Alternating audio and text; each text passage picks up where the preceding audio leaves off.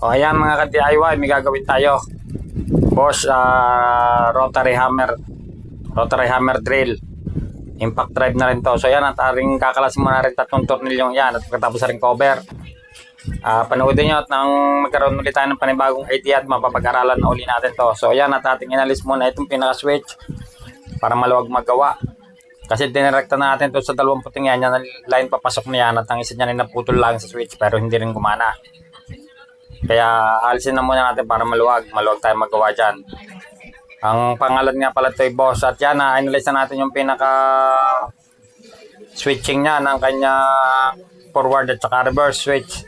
Medyo may pagka-hectic to at saka may mahirap din tanggalin. May mga sekreto rin to at may mga lock na spring lock na natalsik kapag nagkamali tayo ng tanggal. At itong ating ayusin dito, rin din yan ito, rin dalawang yan. Kasi pansinin nyo, ang kabila niyan ay merong sound sang isa. Ayan, natin itetester. At hanapin natin kung saan nanggagaling at bakit wala itong palo. May mga naputol na linya yan. At so yan, meron siyang reading na 3.0. At sa kabila, ayan, at kita naman yun wala. Dapat ito yung kabila ay merong rating na 3.0. At kailangan i-balance din para sigurado nating buo at saka walang sira ang winding. Kasi pagka may isang nag-iba dyan ng reading, ibig sabihin may problema din ang winding niyan. At tari ating binisita na, pinaklas natin to at atin nang iniayos ulit at nakita na natin ang problema sa mga linya niya na hindi mag-connect at hindi mag-contact. So yan, at atin na ulit tetesterin para makita nyo na talagang binuksan natin to at kinalasa at ating nire-repair. Ibinalik na rin ating forward reverse na ito, nakakaiba na ayan, kakaiba ang switch niya ng kanya, pero matibay na medyo mahirap nga lang tanggalin at kabit. At so yan, tetesterin na natin, nakita nyo napalo na siya, meron na siyang reading nailaw kasi 2 na siya kaya naging 40 na yan